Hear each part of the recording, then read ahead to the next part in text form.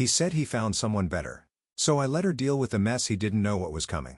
I didn't cry. I didn't beg. I just packed my bags, called my lawyer, and left a final gift on the table that would haunt him forever. The night was supposed to be ordinary. I was sitting on the couch, the soft hum of the city outside barely piercing through the closed windows. I reached for my phone, hoping for a simple message from him, maybe a good night or a quick check-in after his long day. Instead, my screen lit up with words I wasn't prepared for. Words that shattered the calm I had clung to like a lifeline. I found someone better. That's all it said. No warning, no explanation, no softening. Just that cold, brutal sentence delivered like a verdict I hadn't seen coming. My heart stuttered. I blinked at the screen, convinced I must have misread it, or that some cruel prank had hacked my phone.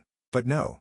The words stayed, glaring back at me like a slap in the face. For a moment the room felt like it was spinning, yet I was rooted in place, unable to cry, scream, or even breathe properly. It was as if everything I thought I knew, everything I had built with him, crumbled in a single, heartless sentence.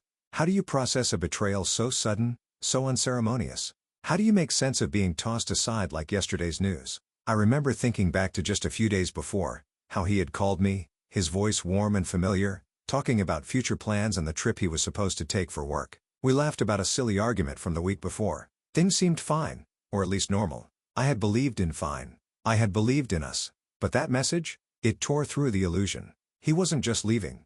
He was erasing me. Better wasn't just about someone new. It was about replacing me completely. Like I was a chapter in his life he was ready to rip out and burn. I sat there, phone trembling in my hand, as the silence in the room grew louder than any shout. My mind raced, trying to grasp the why, the how, the when. Had I missed the signs? The late nights he brushed off? The sudden secrets? The empty silences that stretched between us like miles? Yet, no matter how much I searched, no answer could soften that blow. The words echoed again and again in my mind, a cruel mantra that would haunt me for days. I found someone better. In that moment, I wasn't just heartbroken. I was invisible. He didn't even have the decency to tell me in person, to explain, to fight for us. Instead, he sent a message, a digital dagger that severed everything without a single glance back. But beneath the shock, beneath the numbness, something else began to stir. A quiet, steady ember of something that I didn't understand yet. It wasn't anger. It wasn't despair. It was something new, something raw but strangely clear. Because in losing him that night, I realized I was about to find myself. We met on a rainy afternoon. The kind where the sky feels heavy with secrets and the world seems to slow down just enough for something unexpected to happen. I was running late to a friend's party, umbrella barely holding against the gusts, when I bumped into him outside a small coffee shop. He smiled, that easy, disarming smile, and apologized as if it was his fault the world had collided. It was silly, but in that moment, something clicked, a spark that I didn't know I needed. From that day, our story unfolded like a slow, beautiful song. He was charming, witty, and somehow made me feel like the only person in the room even when we were surrounded by people. Our conversation stretched late into the night, effortlessly deep and full of laughter. I fell for him in the quiet spaces, the way he listened when I spoke about my dreams, the little notes he left on my desk, the gentle way he held my hand during a scary movie. Our first I love you wasn't dramatic or rushed. It came softly, almost shyly, one evening when we were curled up on the couch watching the sunset bleed pink across the sky. He looked at me with that same gentle smile and whispered it like a secret, "I love you." My heart fluttered, and I said it back without hesitation, because I meant it with every fiber of my being. After that, everything felt like it was falling into place. We moved in together a few months later, a cozy apartment filled with mismatched furniture and too many plants. We painted walls, argued about how to arrange the couch, and celebrated little victories like paying rent on time or cooking dinner without burning anything. It was imperfect, but it was ours. Meeting his family was another milestone that felt like crossing a bridge into a deeper part of his world. His parents were warm but reserved, and his siblings teased him endlessly, which made me laugh more than I expected. I remember feeling proud that he introduced me to them, a quiet confirmation that I mattered. But beneath the warmth, the laughter, and the love, there were moments that started to unsettle me, small cracks I ignored or rationalized away. Sometimes he'd cancel plans last minute, with excuses that never quite added up.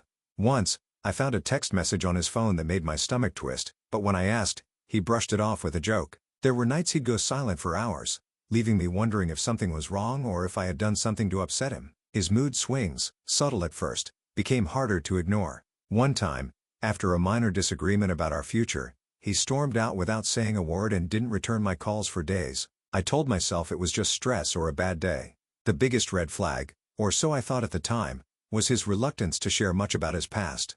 He was vague about old relationships, and whenever I tried to dig deeper, he'd change the subject or laugh it off. I convinced myself that everyone has secrets and that trust means letting some things go. Looking back, those little signs were the warning bells I chose not to hear, the threads unraveling quietly beneath the surface. I wanted to believe in the man who held me close, who made me feel alive and cherished. I wanted to believe that love could fix everything. But love, I was learning, wasn't always enough. At first, it was small things, the kind you don't notice until they start piling up. He stopped asking me about my day. He'd come home and head straight to the bedroom, scrolling on his phone like the rest of the world had more to offer than I did sitting right there next to him. The good morning texts I used to wake up to, they faded into silence. The affectionate touches that once came without thought now felt mechanical, like he was going through the motions out of habit, not love. I tried to dismiss it. We all get busy, I told myself. We all hit rough patches. But deep down, something shifted. I could feel it in my bones. He became unreachable. Not physically, but emotionally. Conversations became one-sided. I'd talk, and he'd nod without really listening, eyes flickering back to the glowing screen in his hands. He started guarding his phone like it held nuclear codes. Always face down. Always on silent. I wasn't the snooping type, but curiosity turned into concern when I noticed he'd smile at texts he wouldn't show me. Then came the late replies, hours of radio silence followed by dry, half-hearted responses. Sorry, busy, work stuff, didn't see your message. But even a fool can sense the difference between a man distracted and a man disinterested. He stopped looking at me like he used to. I'd dress up for date nights that never happened, put on my favorite perfume hoping to get a compliment that never came. He barely noticed. It was like I was fading in the room we once filled with laughter and plans. I'd ask him if something was wrong, but he'd brush it off. You're overthinking. Don't make drama out of nothing. Gaslighting, I know now. But back then, I clung to hope like it was the last piece of a burning bridge. His mood swings became more frequent. One minute, he was cold and distant. The next, overly kind, like he was trying to cover up a crime he hadn't confessed to yet. My heart felt like it was constantly treading water, never sure when the next wave would hit. I started questioning myself, tiptoeing around him, trying to say the right things, do the right things, anything to get us back to where we used to be. I planned surprise dinners, left notes on the mirror, tried to initiate deep conversations about where we were headed. He'd nod, say we were fine, but nothing changed. If anything, the distance grew wider. Then one night, I watched him step out to take a call, barefoot, quietly, out onto the balcony like a man trying not to be heard. I watched from the window, his hand covering his mouth as he laughed softly into the phone. Not the dry chuckle I'd gotten used to, but the kind of laugh that used to be reserved for me. That was the moment something inside me cracked. I didn't need proof. I felt it. The emotional vacancy, the secretive glances, the disconnect, they weren't coincidences. I was being phased out, replaced in real time. He just hadn't said it out loud yet. Still, I tried. I fought. I told myself love was worth saving. But how do you fix something when you're the only one holding the pieces? It happened on a Wednesday, ordinary on the surface, deceptively calm, like the quiet before a storm that tears everything apart. I had just gotten home early from work, arms full of groceries for a dinner I planned to surprise him with. Something felt off the moment I walked through the door. The air was too still. Our apartment, once filled with warmth and movement, felt like a museum. Untouched, cold, lifeless. His phone buzzed on the kitchen counter. He never left it there. Ever. I shouldn't have looked.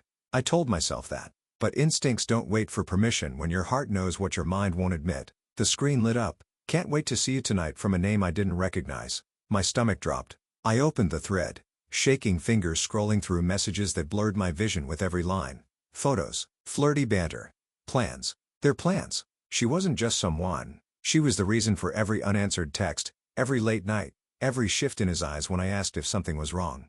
I waited. When he walked in later, keys jingling like nothing had shattered, he looked surprised to see me. I said nothing.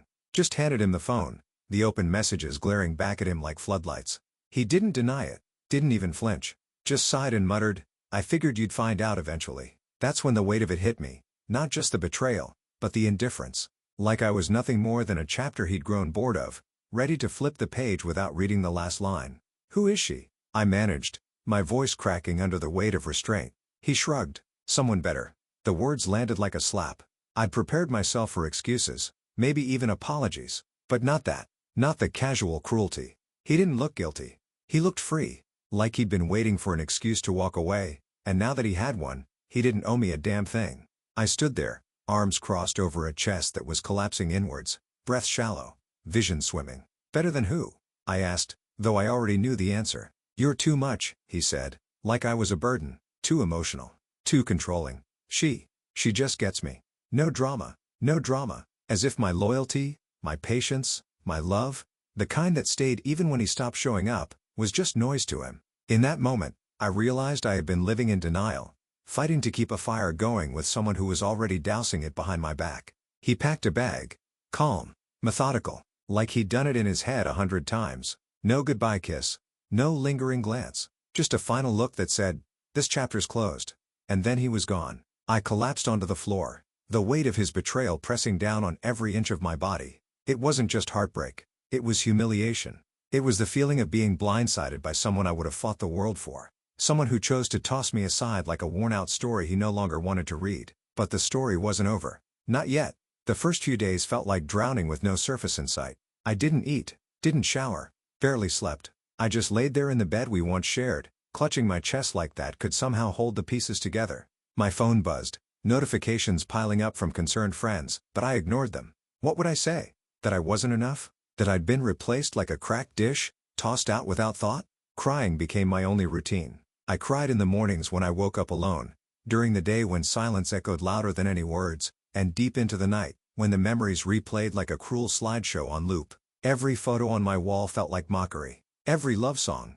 Betrayal. I questioned everything, not just him, but myself. Was I too much? Not enough? Had I missed something obvious? I obsessed over our past, dissecting every conversation, every moment, trying to pinpoint when the shift began. It was my best friend who finally barged in, hair tied up, no patience for my spiral. She walked straight into my room, took one look at me, and said, "Get up. You don't get to fall apart over someone who couldn't see your worth." I wanted to tell her to leave, to let me break in peace, but instead, I broke in front of her, ugly, sobbing, shaking, releasing weeks of pain in one uncontrollable flood. She just held me. No judgment, no advice, just presence, and it made all the difference. Over the next few weeks, piece by piece, I started to claw my way out. I saw a therapist. At first, I said all the things I thought I was supposed to say, but she saw through it. She gently helped me unravel the real pain underneath. The habit of shrinking myself, of giving too much without demanding anything in return, of loving in ways I never received back. I started journaling, writing down every thought, every memory, every truth I had avoided.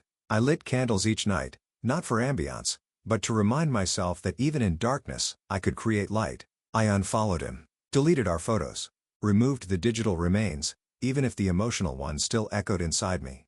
My appetite came back slowly. First, a bowl of soup, then, a full breakfast. With food came energy. With energy came walks. With walks came fresh air, clarity, and eventually, a sliver of peace. There was no cinematic moment of "I'm healed." Just small victories.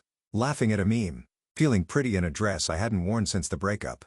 Looking in the mirror and recognizing myself again, not as the girl he left, but as the woman he never truly saw.